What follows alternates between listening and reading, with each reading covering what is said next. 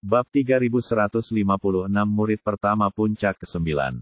Dengan baik, Ye Bufan terus-menerus diejek oleh wanita ini. Meskipun dia sangat marah, dia tidak punya cara untuk mengatasinya.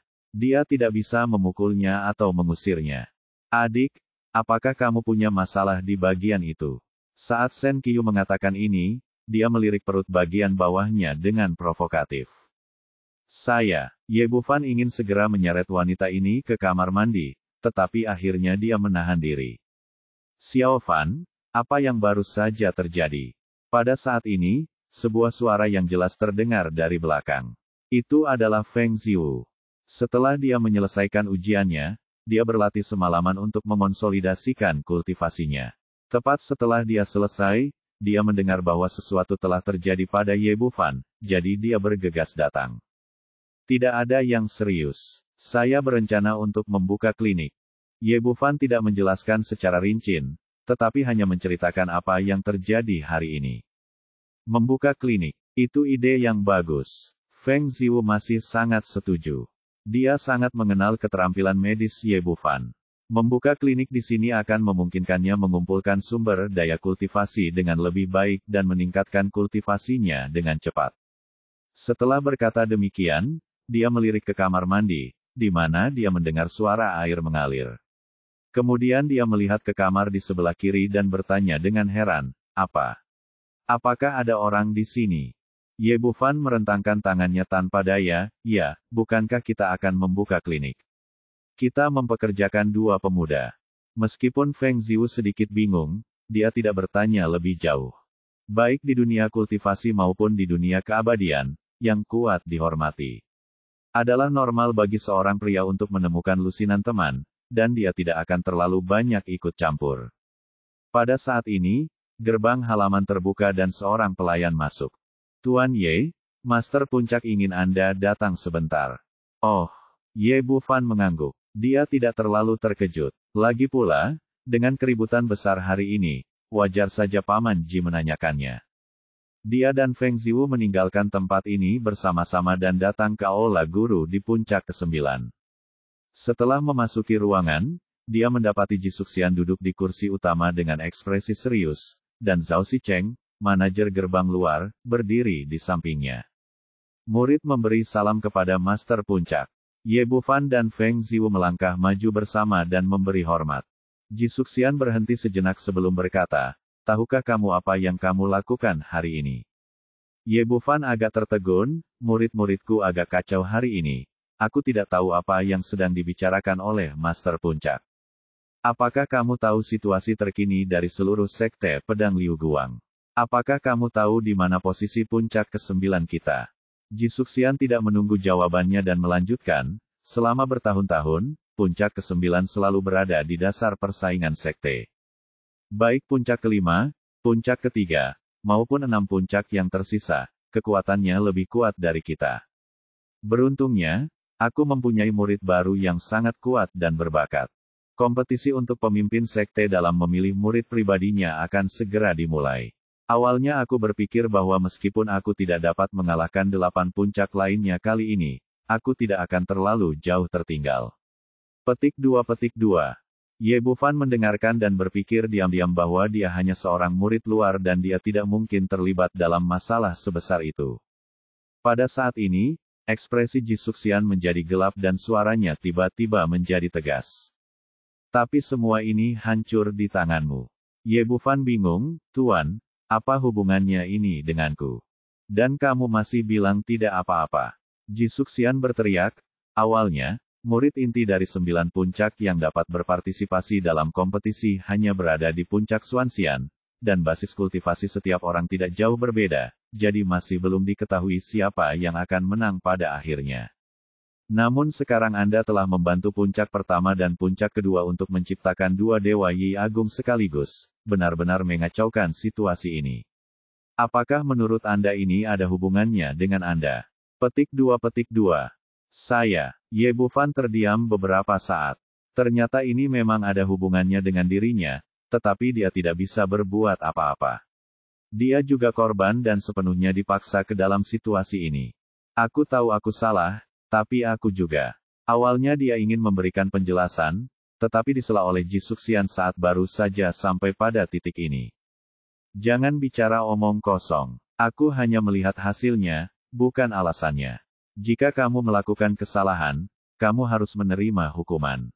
Feng Ziwu jatuh berlutut sambil berdebum, Tuan, semua ini disebabkan olehku. Kalau Tuan ingin menghukumku, silakan hukum aku. Dia tahu betul di dalam hatinya bahwa alasan Ye Bufan terganggu oleh masalah kultivasi ganda sepenuhnya karena kesengsaraan yang dialaminya kemarin.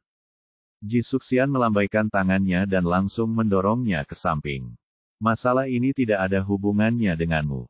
Ye Bufan diam-diam mengeluh dalam hatinya, jika bukan karena lelaki tua Ji Suxian yang membocorkan berita itu, dia tidak akan mendapat banyak masalah. Namun kini tak ada jalan lain. Dia menghentikan Feng Ziwu, menundukkan kepalanya dan berkata, murid bersedia menerima hukuman. Mendengar kata-katanya, Ji Suxian dan Zhao Sicheng di sebelahnya saling memandang dan melihat kebanggaan di mata masing-masing. Baiklah, karena kamu mempunyai sikap yang positif, aku tidak akan mempersulitmu. Nada bicara Ji Suxian jelas jauh lebih lembut, kalau begitu, kamu harus menebus kesalahanmu dan membantu murid utamaku menerobos ke Yixian Agung. Hanya dengan cara ini puncak ke-9 akan mampu bertarung dalam kompetisi berikutnya. Petik 2. Mendengar hukuman ini, Feng Ziwu yang tadinya sangat gugup akhirnya menjadi tenang. Oke, pekerjaan besar lainnya. Ye Bufan menghela nafas dalam hatinya, lalu menundukkan kepalanya dan berkata, murid tidak berani menjaminnya, tapi aku akan melakukan yang terbaik. Dia benar-benar tidak memiliki kepercayaan diri di dalam hatinya. Jika itu orang lain, saya tidak akan dapat memperbaiki pil yang cocok untuk diambil oleh Xuan Xian sekarang, dan saya tidak akan berdaya. Jadi kita hanya bisa mengambil satu langkah pada satu waktu dan melihatnya sesuai dengan situasi tertentu. Tidak, ini adalah hukuman, tidak ada ruang untuk tawar-menawar. Nada Paman Ji tegas dan tidak ada ruang untuk pemulangan. Petik 2. Tidak peduli metode apa yang Anda gunakan, apakah itu keterampilan medis atau budidaya ganda, singkatnya, saya harus membiarkan murid pertama saya tentang puncak ke-9 menerobos ke ranah dai immortal. Petik 2. Budidaya ganda. Awalnya, ada dua kata yang sangat ramah, tetapi sekarang kamu Bufan mendengarnya, kepalanya begitu besar di telinganya. Saya awalnya berpikir bahwa murid pertama dari puncak ke-9 adalah seorang pria, tetapi saya tidak berharap bahwa dia adalah peri perempuan. Tapi tidak ada jalan, jadi sekarang saya hanya bisa setuju, murid tahu. Ji Suxian mengangguk dengan kepuasan dan melambai keluar aula. Datang, segera setelah dia selesai berbicara, seorang tokoh anggun masuk dari luar, dengan sopan santun dan langkah-langkah elegan, dan langsung ke Ji Suxian. Murid telah bertemu guru. Mulai sekarang, kamu akan bersama saudara junior kamu, ikuti pengaturannya, kapan kamu akan mencapai ranah dai immortal, dan kapan kamu akan kembali padaku. Ya, murid mengikuti misi mereka. Ye Bufan menundukkan kepalanya dan memang mengangkat alisnya.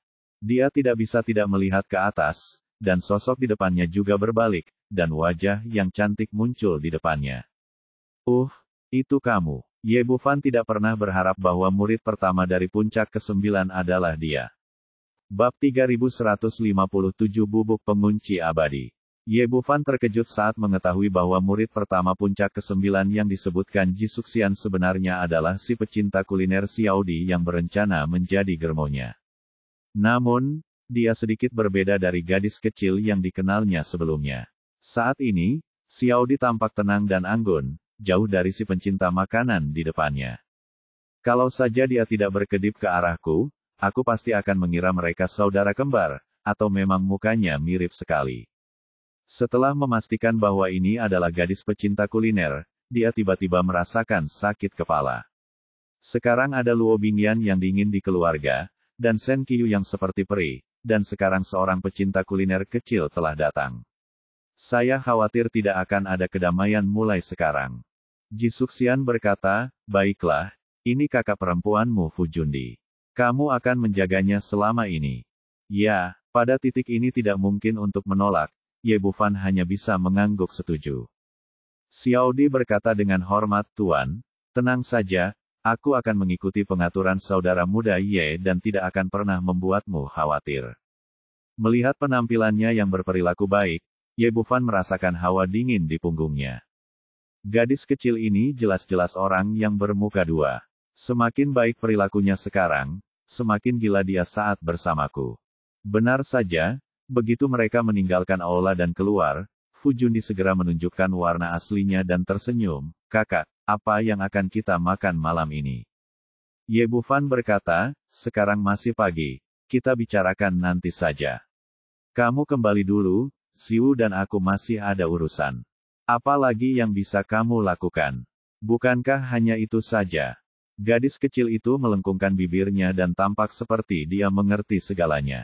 Kalau begitu aku pulang dulu. Kembalilah dan masakkan aku makanan lezat malam ini, atau kau akan mendapat masalah. Fu Jundi melambaikan tangannya saat mengatakan ini. Sepertinya setelah apa yang terjadi hari ini, dia berhak makan gratis. Ye Bufan melambaikan tangannya, lalu menarik Feng Ziwu kembali ke guanya. Aku sudah lama mendengar tentang kakak perempuan senior ini, tetapi aku tidak menyangka dia akan seperti ini. Setelah bertemu Fu Jundi, Feng Ziwu juga dipenuhi emosi. Ye Bufan mengerutkan kening dan berkata, lebih mudah menghadapinya sendirian, tetapi ada dua orang lagi di rumah. Feng Ziwu berkata, memang agak merepotkan, jadi apa yang ingin kamu lakukan? Mata Ye Bufan berbinar, apalagi yang bisa kulakukan? Seperti kata pepatah, 3 wanita membuat drama. Aku harus menaklukkan mereka, kalau tidak, aku tidak akan memiliki kehidupan yang baik di masa depan. Ini, apakah ini mungkin? Wajah Feng Ziwu penuh dengan ketidakpercayaan. Bagaimanapun, pihak lain memiliki 2 dewa Yi Agung dan 1 dewa Suan Puncak. Belum lagi mengurus 3 hal, saya khawatir mengurus 1 saja saya tak sanggup. Tentu saja aku bisa. Aku tidak bisa mengalahkanmu, tapi jangan lupa bahwa aku seorang dokter. Ye Bufan menunjukkan senyum aneh di wajahnya, selain solusi kekerasan, aku juga bisa menggunakan racun. Setelah selesai berbicara, pikirannya bergerak, dan sebuah kuali obat muncul di ruangan itu. Kemudian, dia mengeluarkan 20 atau 30 jenis ramuan satu demi satu. Jenis warisan kedua dari sekolah kedokteran kuno berisi banyak resep racun yang ditujukan untuk makhluk abadi. Saat ini, ia memiliki banyak bahan obat, jadi ia tinggal membuat racun yang disebut bubuk pengunci abadi. Seperti yang tersirat dalam namanya, racun ini dapat mengunci saripati abadi seseorang dalam waktu singkat, sekitar 1 jam. Secara umum, khasiat racun ini masih sangat kuat, dan bahkan efektif terhadap Dewa Daluo, tetapi sangat sulit untuk diracuni, dan harus dimasukkan ke dalam makanan. Dalam keadaan normal, dia tidak akan bisa menghadapi ketiga wanita ini, tapi karena mereka sudah pindah ke rumahnya, dia akan punya kesempatan untuk meracuni mereka. Setelah semuanya siap, ia mulai memurnikan ramuan itu. Sekitar setengah jam kemudian, sebotol kecil bubuk yang hampir transparan jatuh ke layar giok di tangannya. Ye Bufan terkekeh, baiklah, sekarang setelah kita memiliki benda ini, aku akan melihat apakah kalian bertiga bisa bersikap sombong kepadaku lagi. Feng Ziwu berkata, apakah kau ingin aku pergi bersamamu? Tidak, kamu tidak bisa membantu meskipun kamu pergi. Ye Bufan mengucapkan selamat tinggal padanya, turun gunung dan kembali ke halamannya sendiri. Kakak, kamu kembali. Melihat Ye Bufan datang, Fu Jundi langsung berlari kegirangan. Masaklah untukku cepat, aku lapar. Ye Bufan tersenyum, baiklah. Apa yang ingin kamu makan? Barbecue. Barbecue yang kamu buat sangat lezat. Membayangkannya saja membuatku ngiler. Ketika gadis kecil itu mengatakan hal ini, dia menelan ludahnya. Tepat pada saat itu pintu terbuka dan Luo Bingyan keluar dengan ekspresi dingin. Ada yang ingin kuumumkan. Berapapun orang yang kau rekrut, ruangan ini akan menjadi milikku mulai sekarang. Tak seorang pun boleh masuk tanpa izinku. Ye Bufan diam-diam mengeluh dalam hatinya, akulah tuan di sini, kapan giliranmu memberi perintah? Namun tidak mungkin, dia adalah Dewa Yi Agung, dan kini aku hanya bisa menanggungnya. Baiklah, saya mengerti. Dia berpura-pura sabar dan menanggungnya. Kalau begitu, aku punya beberapa permintaan. Begitu dia selesai berbicara, Sen Qiu juga datang ke halaman. Mulai sekarang, aku akan selalu siap sedia. Jika aku memanggilmu, kau harus segera muncul di hadapanku. Dia tersenyum menawan dan berkata, jika kamu tidak bisa melakukannya, kamu tahu konsekuensinya. Ye Bufan mengumpat dalam hatinya, orang ini memperlakukanku seperti pembantu. Tetapi sekarang bukan saatnya untuk meluapkan amarah, jadi aku hanya bisa terus menahannya. Baiklah, saya mengerti. Teganya kau berbuat begini pada kakakmu. Fu Jundi tampak marah, lalu tersenyum manis, kakak, tapi aku seorang gadis, tidak nyaman untuk memiliki kamar bersamamu. Anda tidak tahan membiarkan saya tidur di luar, jadi saya akan memberikan ruangan ini di tengah. Petik 2. Dengan baik, Ye Bufan melengkung bibirnya secara diam-diam. Oke, kalau begitu aku akan memberikannya padamu. Kakak memang orang yang baik. Gadis kecil itu tersenyum dengan sangat bahagia, selain itu, dia masih muda dan masih tumbuh, dan dia akan lapar kapan saja. Di masa depan, saya akan memasak untuk saya jika saya meminta Anda memasak untuk saya. Bagaimana dengan itu? Ada benang hitam di Ye Bufan, Sen Qiyun ingin memperlakukan dirinya sebagai pelayan, dan gadis kecil ini ingin menjadi juru masak sendirian, yang benar-benar terlalu banyak. Untungnya, saya siap, kalau tidak saya akan diintimidasi sampai mati oleh ketiga wanita ini. Tidak masalah, aku akan membuatnya untuk kamu kapanpun kamu mau, dan aku akan membuatnya untukmu kapanpun kamu mau. Oke, mari kita mulai sekarang. Fu Jundi sudah tidak sabar, menggosok tangannya sambil menelan air liurnya. Ye Bufan tidak ragu-ragu sama sekali. Kemudian saya mengeluarkan daging tanpa lemak dari terakhir kalinya dan memulai barbeque unik saya sendiri. Saudaraku, pria ini disebut mie cabai, yang rasanya lebih enak. Apa ini? Ini adalah bubuk jintan, yang sangat harum. Apa bubuk putih ini? Ini bubuk daging yang empuk, yang bisa membuat daging lebih empuk. Gadis kecil itu berdiri, menelan air liurnya sambil mengajukan pertanyaan, sementara kamu Bufan sangat terampil dalam memanggang tusuk sate di tangannya. Waktunya tidak terlalu lama, aroma ada di mana-mana, dan seluruh halaman dipenuhi dengan aroma barbeque. Kamu Bufan mengirimkan tusuk sate di tangannya ke gadis kecil itu, berikan padamu, makanlah. Bab 3158, apakah Anda baru saja membedakan raja besar dan kecil? Wah, baunya harum sekali. Wah, baunya harum sekali. Fu Jundi memegang tusuk sate di tangannya dan memakannya dengan suapan besar.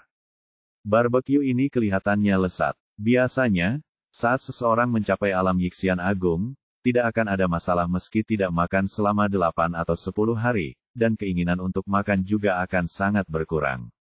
Namun, tusuk sate panggang Ye Bufan begitu harum sehingga meskipun tubuh tidak membutuhkannya, selera tidak dapat menahan rangsangannya. Sen Qiu tidak dapat menahan diri untuk berjalan mendekat. Tanpa ragu-ragu, dia mengulurkan tangan, mengambil tusuk sate dan menggigitnya. Daging binatang roh yang disiapkan dengan hati-hati itu langsung memberikan dampak yang kuat pada indera perasa saat dia memakannya. Rasa dan aromanya membuatnya tidak bisa tidak mengaguminya. Jadi kedua wanita itu makan dengan mulut penuh, dan Ye Bufan terus memanggang daging untuk mereka. Kakak Luo, cobalah satu juga. Fu Jundi memasukkan tusuk sate ke mulutnya dengan satu tangan dan meletakkan barbeque di depan Luo Bingyan dengan tangan lainnya. Luo Bingyan ragu sejenak. Awalnya dia orang yang pemarah, tetapi karena pengaruh aroma dan suasana, dia tidak bisa menahan diri untuk tidak mengambil satu dan memakannya dengan elegan. Makan malam berlangsung sekitar setengah jam, dan semua orang menikmati hidangan. Fu Jundi makan paling banyak, diikuti oleh Sen Qiu, dan Luo Bingyan makan paling sedikit. Aku sudah kenyang. Aku benar-benar tidak bisa makan lagi. Gadis kecil itu mengulurkan tangan untuk menyeka noda minyak dari sudut mulutnya, dan menepuk-nepuk perutnya dengan liar. Dua orang lainnya tidak mengatakan apa-apa, tetapi mereka juga tampak sangat puas. Apakah kamu sudah selesai makan? Ye Bufan menatap ketiga orang di depannya, senyum aneh muncul di sudut mulutnya, dia mengangkat tangannya dan melambaikan tangan, menyingkirkan semua peralatan barbeque. Aku sudah selesai makan, Kak. Bagaimana kalau kita makan barbeque malam ini? Fu Jundi jelas-jelas jatuh cinta pada barbeque Ye Bufan dan tidak pernah bosan memakannya. Kita akan membicarakan urusan besok. Ikutlah aku ke rumah. Ye Bufan masuk ke dalam ruangan. Ketiga wanita itu sedikit terkejut, tetapi mengikutinya masuk. Kakak, apa yang kamu lakukan di kamarku? Melihat Ye Bufan berjalan ke ruang tengah, Fu Jundi berteriak. Kamarmu, siapa yang membuat keputusan? Pada saat ini, ekspresi Ye Bufan telah berubah. Dia tidak lagi memiliki ekspresi menyanjung dan tunduk seperti yang baru saja dia tunjukkan. Ini semua milikku. Jangan lupa bahwa kalian semua adalah penyewa sementara. Semuanya harus aku yang atur. Mengenai ruangan di sini, saya bebas masuk ke ruangan mana saja yang saya inginkan. Petik 2. Setelah berkata demikian, sosoknya melintas dan dia memasuki ruangan di sebelah kiri. Kamu berani. Melihatnya memasuki kamar kerjanya, ekspresi Luo Bingyan langsung menjadi gelap dan dia mengulurkan tangan untuk meraihnya. Menurut idenya, dengan mengandalkan keterampilannya sendiri, dia akan dapat menangkap pihak lain dengan mudah. Namun ia tidak pernah menyangka bahwa bukan saja ia tidak mengerahkan tenaga dalam cengkeramannya, tetapi tubuhnya malah terhuyung-huyung dan hampir terjatuh ke tanah. Kenapa aku tidak berani? Bagaimana mungkin kamu punya hak untuk membuat keputusan tentang kamarku? Ye Bufan meraih pergelangan tangannya, menariknya ke dalam kamar, dan menekannya di ranjang kayu di sebelahnya. Dia telah menahan amarahnya dari pagi sampai sekarang, dan pada saat ini dia tidak dapat lagi menahannya. Jadi dia mengangkat tangannya dan menamparkan pantat orang itu. Suaranya nyaring dan jernih, dan bunyinya bergema di seluruh ruangan. Aku akan menghajarmu, dasar bajingan tak berperasaan. Kalau bukan karena aku, apakah kau bisa menembus puncak Xuanxian? Jika bukan karena aku, bisakah kau menjadi Yixian Agung? Sekarang kau datang ke sini untuk menunjukkan kekuatanmu padaku. Siapa yang memberimu keberanian? Petik 2. Dia memukul pantatnya sambil berbicara, dan dalam sekejap mata dia telah memukul pantat Luo Bingyan lebih dari selusin kali. Aku akan membunuhmu. Meski ia kerap menyebut tubuhnya sebagai kantung kulit, Luo Bingyan tetap saja marah besar saat ia dicambuk di hadapan banyak orang. Sayang sekali, betapapun kerasnya ia berjuang, ia tidak bisa mengerahkan tenaga. Betapapun kerasnya ia berusaha, energi abadi dalam dantiannya tampaknya telah menghilang setengahnya, dan tidak ada reaksi sama sekali. Kamu masih ingin membunuhku, mungkin di kehidupan selanjutnya. Ye Bufan mengangkat tangannya dan menamparnya lagi. Aku seorang dokter. Aku bisa membantumu menerobos ke alam abadi agung, atau aku bisa membuatmu menjadi orang yang tidak berguna. Selama aku tidak memberimu penawarnya, kau akan menjadi sampah mulai sekarang, sampah yang tidak berguna. Jangan pernah berpikir untuk membunuhku, kau bahkan tidak akan bisa bertahan hidup. Petik 2. Setelah Ye Bufan selesai berbicara, dia mengangkat tangannya dan melemparkan Luo Bingyan langsung ke tempat tidur, lalu berbalik untuk melihat dua orang di pintu. Pada saat ini, Shen Qiyu dan Fu Jundi keduanya menganga lebar, benar-benar tercengang. Jauh di lubuk hatinya, tak seorang pun di antara mereka yang menganggap serius murid terdaftar yang bahkan tidak dapat mengubah esensi abadinya ini, dan beberapa bahkan memandang rendah dia. Namun, tidak ada yang menyangka perubahan besar seperti itu. Bahkan Luo Bingyan, yang selalu dingin dan sombong, dicambuk di depan umum. Melihat keadaan tidak berjalan baik, kedua pria itu berbalik dan bersiap melarikan diri. Sayang sekali mereka tidak punya tenaga lagi dan tidak bisa lari. Ye Bufan menangkap mereka satu persatu dan melemparkan mereka ke tempat tidur. Jangan lari, bukankah kalian hebat tadi? Gadis kecil Fu Jundi membalikkan badan dan duduk sambil tersenyum. Kakak, itu kamarmu yang di tengah. Kamu bisa tinggal di sana mulai sekarang. Aku akan mencari tempat sendiri. Apa kamu setuju? Tatapan mata Shen Qiyun begitu menawan seperti sutra. Adik kecil, mulai sekarang, aku akan mendengarkanmu dan datang kapanpun kau memanggilku. Bagaimana menurutmu? Bagaimana? Menurutku tidak begitu bagus. Ye Bufan menatap mereka berdua dan tersenyum dingin. Kalian baru saja membedakan antara raja besar dan raja kecil. Sudah terlambat. Sambil berbicara, dia meraih Sen Qiu dan menekannya ke tempat tidur, lalu mengangkat tangannya dan menamparnya. Ledakan. Kali ini bahkan lebih keras daripada sebelumnya dan lebih elastis. Kamu berani memukulku? Tunggu. Sen Qiyun selalu tampak tenang, tetapi pada saat ini, dia masih menunjukkan sedikit kepanikan di wajahnya, jauh lebih tidak santai daripada sebelumnya. Aku akan menunggumu, tapi kamu akan menungguku. Ye Bufan mengambil kesempatan untuk melampiaskan kemarahannya, bagaimana dia bisa melepaskannya. Gadis kecil itu memaksa tersenyum, tetapi ada kepanikan di matanya yang tidak bisa diatasi. Kakak, aku tidak membutuhkannya lagi pula, kita memiliki hubungan yang baik. Aku memberimu jimat 100 mil sebelumnya. Kalau tidak, biarkan saja ini, dan saya berjanji untuk mendengarkan Anda di masa depan. Petik 2. Kamu Bufan mengangguk, kamu benar. Kamu memang memberiku jimat sebelumnya, yang juga memainkan peran besar. Gadis kecil itu menghela nafas lega, ya, itu saja, jadi saya akan memberi Anda diskon 50%.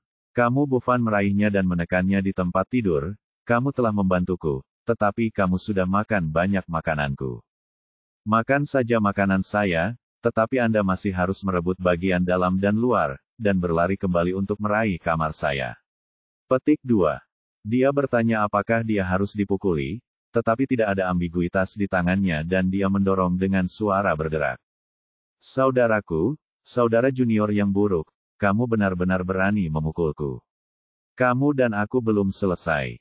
Kamu Bufan mengabaikannya sama sekali, dan bersenang-senang dalam pertarungan, dan kemudian melemparkannya ke samping. Ketika dia mengangkat kepalanya, dia hanya menyentuh tatapan dingin Luo Bingyan. Ingat, aku tidak akan membiarkanmu pergi. Bab 3159, Penawar yang Lesat. Kegilaan. Ye Bufan berjalan mendekati Luo Bingyan dan menatap matanya dengan tatapan tajam. Kalau aku tidak salah, kau pasti sedang dilanda pertumpahan darah. Berani-beraninya kau mengancamku saat ini. Katakan padaku, apakah kau bodoh? Apakah kau tidak punya otak? Jika aku membuatmu sia-sia seumur hidupmu, bagaimana kau bisa membalas dendam? Petik 2. Sedikit ketakutan terpancar di wajah Luo Bingyan yang awalnya dingin. Jelas bahwa kata-kata ini menyentuh titik lemahnya. Ye Bufan berkata lagi, saya pikir Anda telah melakukan kesalahan. Selama ini, saya berutang budi kepada Anda. Saya adalah dermawan Anda. Bukannya aku berutang padamu, tapi kau berutang padaku. Kalau kau ingin balas dendam, kau butuh bantuanku. Pikirkan baik-baik, dasar bodoh. Petik 2. Luo Bingyan biasanya adalah peri es yang agung dan perkasa, salah satu dari dua wanita cantik di Liuyun. Semua pria akan memujinya saat mereka melihatnya. Dia tidak pernah disebut bodoh. Namun setelah dimarahi, dia menundukkan kepalanya yang sombong dan berhenti berbicara. Jelaslah bahwa dia menyadari apa yang seharusnya dia lakukan. Dan kau, seorang wanita bodoh dengan payudara besar dan tak punya otak. Ye Bufan berbalik dan menatap Sen Qiyun tanpa basa-basi, karena kamu memiliki begitu banyak hal di pundakmu dan kamu memiliki dendam untuk dibalas. Berani sekali kau datang dan memprovokasiku, tidakkah kau pikir kau bodoh? Petik 2. Sen Qiyu tertegun sejenak, menatap Ye Bufan, wajahnya tidak lagi menunjukkan pesona sebelumnya. Awalnya dia mengira bahwa dia telah berhasil mengendalikan pihak lain, tetapi sekarang dia menyadari bahwa pria kecil di depannya ternyata jauh lebih sulit untuk dihadapi daripada yang dia duga. Bagaimana kau tahu aku punya dendam yang ingin kubalas? Bagaimana kau tahu aku punya banyak barang yang harus kubawa?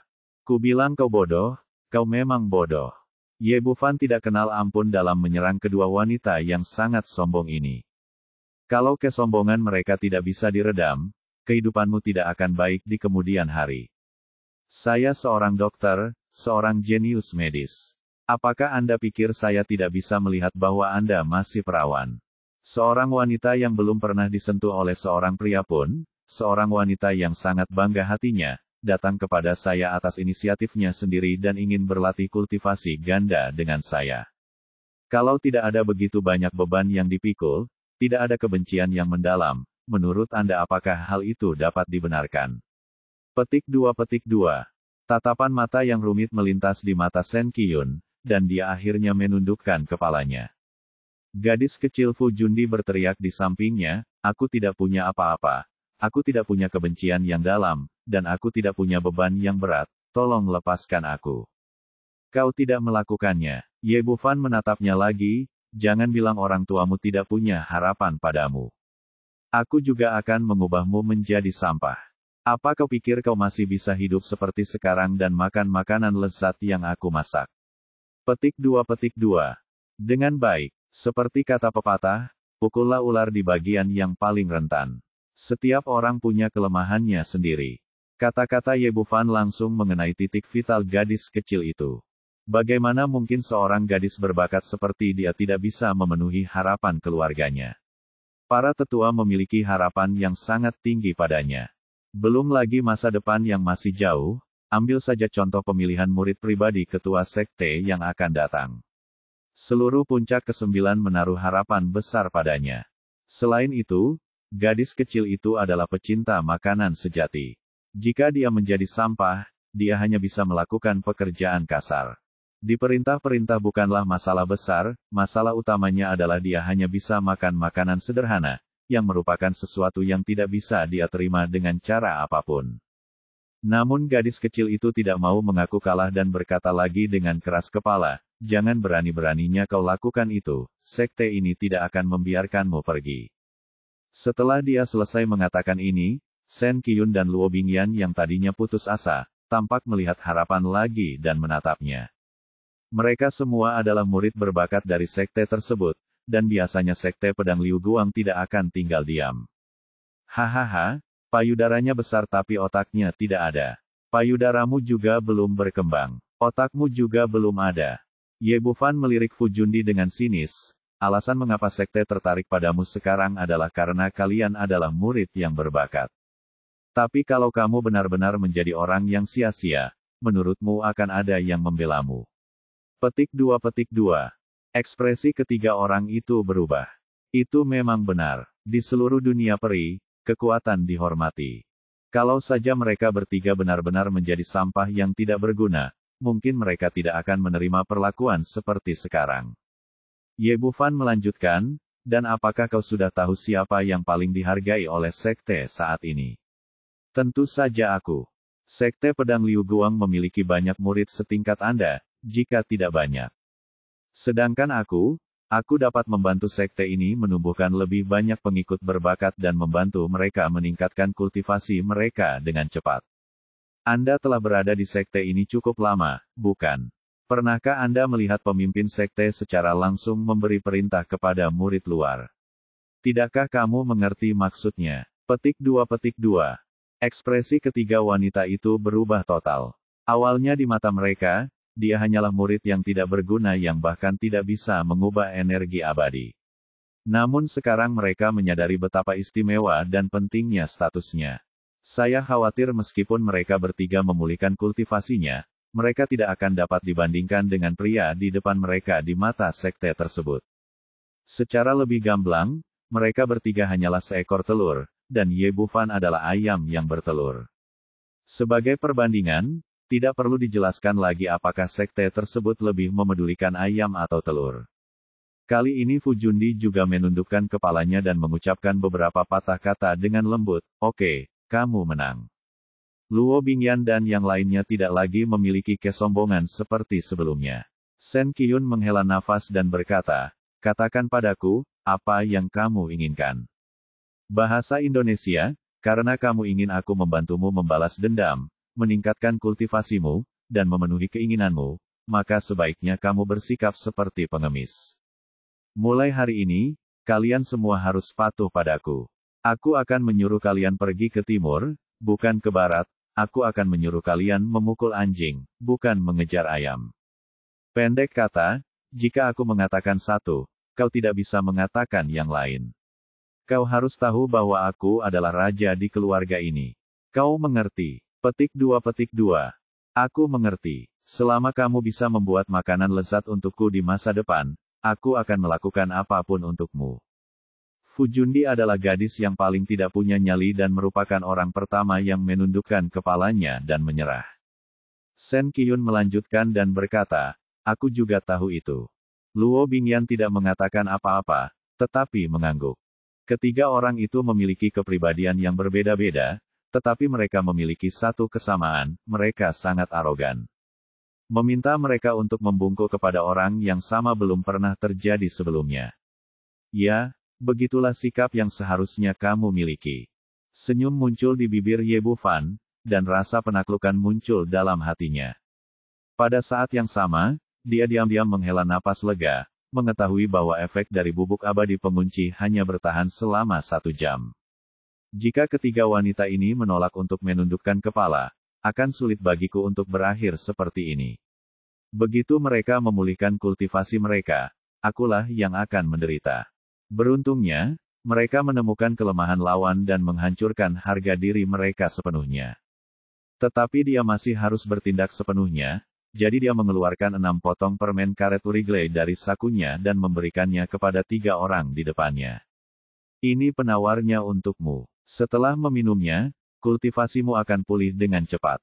Namun, ini hanya cukup untuk 3 bulan. Kau harus meminta penawarnya lagi setelah 3 bulan.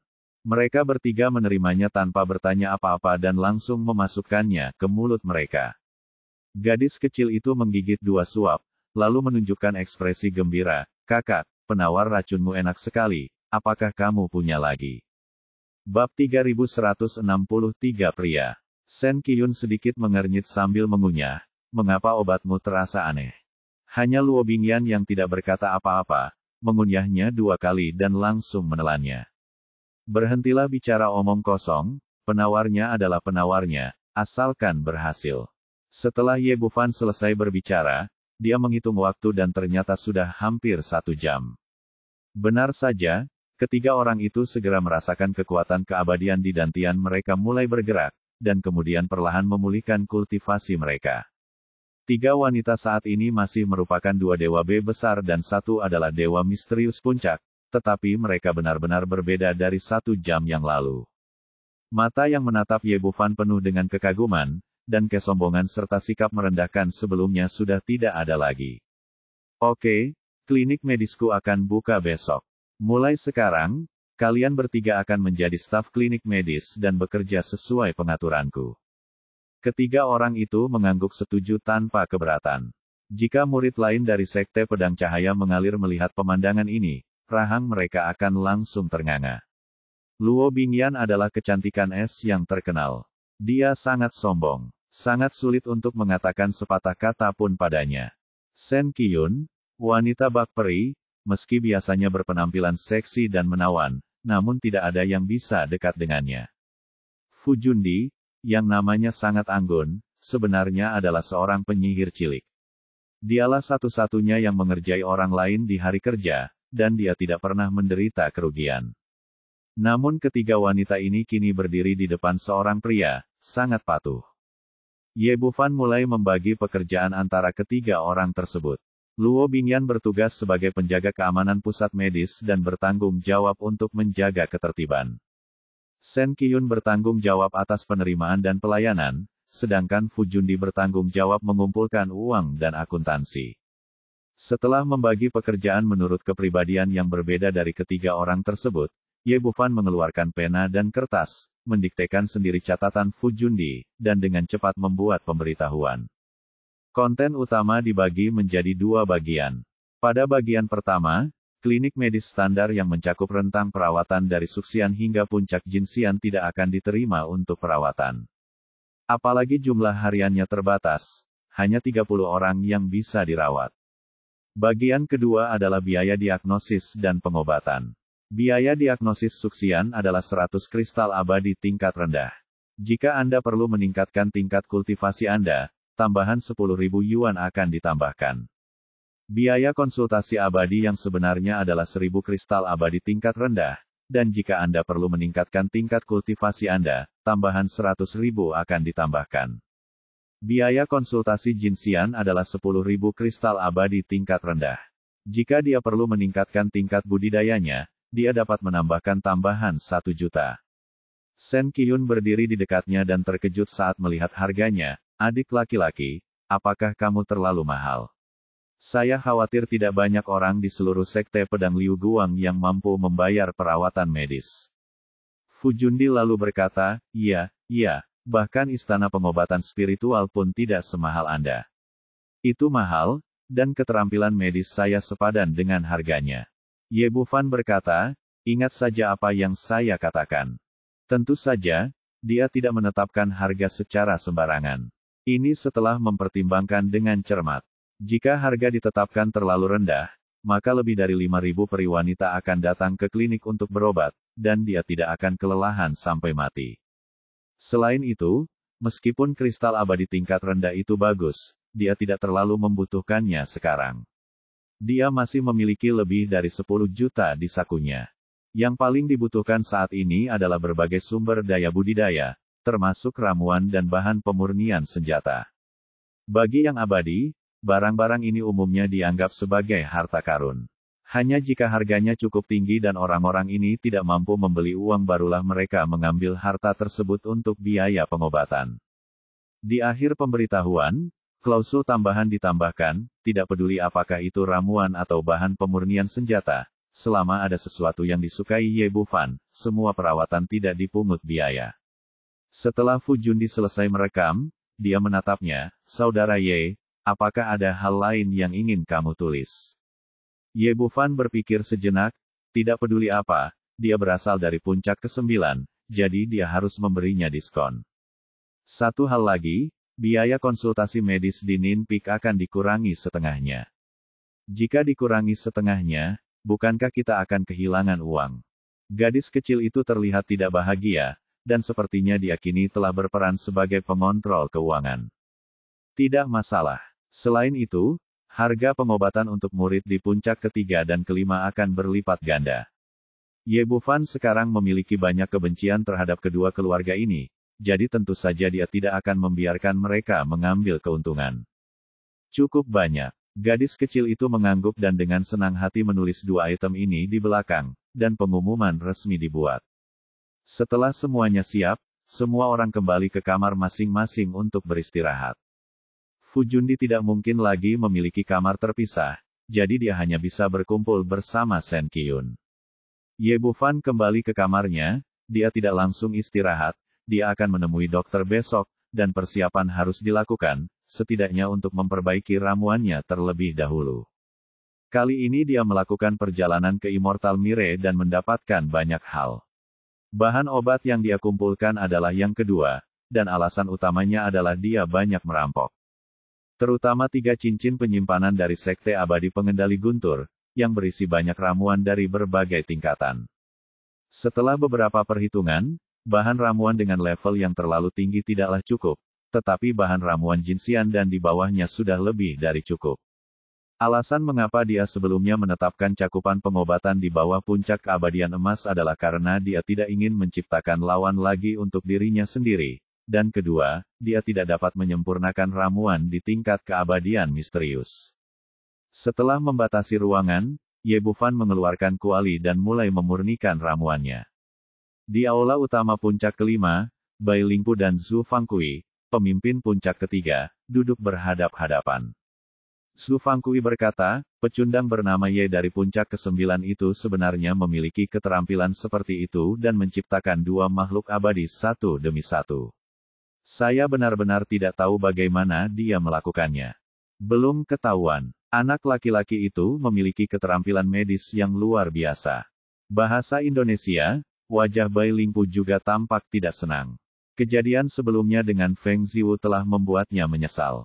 Sekarang setelah saya mengetahui bahwa sampah yang paling membuat saya pesimis pada awalnya ternyata memiliki kemampuan semacam ini, saya merasa makin tidak nyaman.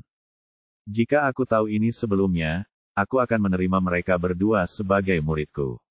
Sekarang puncak ke-5 seharusnya menjadi orang yang bangga. Sayang sekali tidak ada obat untuk penyesalan di dunia ini. Apa yang telah berlalu biarlah berlalu, dan kesempatan yang hilang tidak akan pernah ditemukan lagi. Apapun alasannya, keberadaan anak ini di dekat kita pasti bukan hal baik bagi kita di masa mendatang.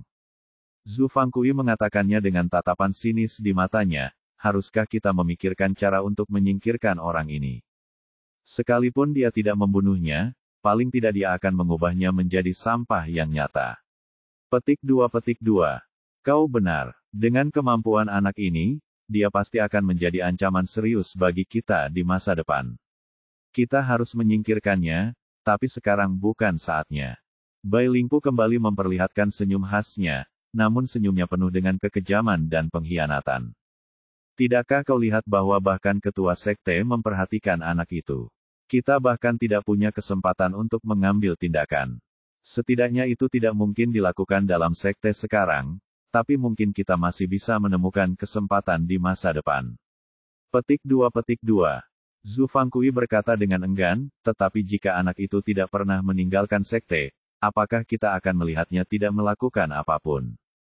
Itu tidak bisa dikatakan. Hanya karena kita tidak mengambil tindakan, bukan berarti orang lain tidak akan mengambil tindakan. Bai Lingpu berkata dengan licik, anak itu sekarang menjadi musuh semua murid laki-laki di sekte itu. Meskipun mereka takut pada keagungan master sekte dan tidak berani melakukan apapun di permukaan, bagaimana dengan secara pribadi? Anak muda selalu impulsif. Kurasa tidak lama lagi seseorang akan mengambil tindakan terhadapnya. Yang harus kita lakukan hanyalah menonton. Petik 2. Zhu Fangkui mengangguk, saudara Bai benar. Bai Lingpu berkata, jadi sekarang kita tidak boleh melakukan apapun dan tidak boleh menimbulkan kecurigaan Tuan. Kami memberitahu para pengikut kami bahwa mereka dapat mendatanginya untuk melakukan diagnosis, dan alangkah hebatnya jika mereka benar-benar dapat meningkatkan kultivasi mereka. Petik 2.